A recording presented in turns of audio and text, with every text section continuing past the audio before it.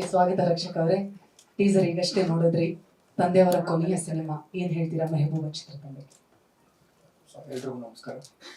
ಇಲ್ಲಿ ಬಂದಿರೋ ಎಲ್ಲ ನನ್ನ ಮೀಡಿಯಾ ಫ್ರೆಂಡ್ಸ್, ಪ್ರಿಂಟ್ ಮೀಡಿಯಾ ಪ್ರತಿಯೊಬ್ಬರಿಗೂ ಎಲ್ರಿಗೂ ನಮಸ್ಕಾರ. Thank you.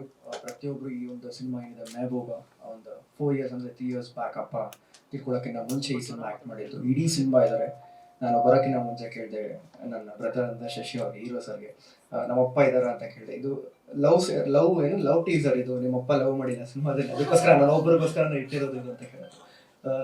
ಮತ್ತೆ ನೆಕ್ಸ್ಟ್ ಬರೋ ಒಂದು ಟ್ರೈಲರಲ್ಲಿ ಅಪ್ಪ ಕಾಣಿಸ್ಕೊಳ್ತಾರೆ. ಇವಾಗ ಅಣ್ಣ ಕೂಡ ಹೇಳಿದ್ರು, ಎಲ್ಲಿ ಅಪ್ಪನೇ ಕಾಣಿಸಿಲ್ಲ ಟೀಸರ್ ಇಲ್ಲಿ ಅಂತ ಹೇಳಿದ್ರು. ನಾನು ನೆಕ್ಸ್ಟ್ ಕಾಣಿಸ್ಕೊಂತಿರ್ತೀವಿ, ಅದಕ್ಕೊಂದು ಬರ್ತೀನಿ ಪ್ರಮೋಟ್ಗೆ ಅಂತ. ಇದು ಪ್ರಮೋಷನ್ ಅಂತ ಅಲ್ಲ, ಇದು ನಮ್ಮ ಸಿನಿಮಾ, ನಮ್ಮ ಕನ್ನಡ ಸಿನಿಮಾ, ಎಲ್ಲರೂ ನೋಡಬೇಕು ಅಂತ ಕೇಳ್ಕೊತೀನಿ. ನಮ್ಮ ತಂದೆ ಮಾಡಿದ್ದಾರೆ ಅಂತಾನೆ.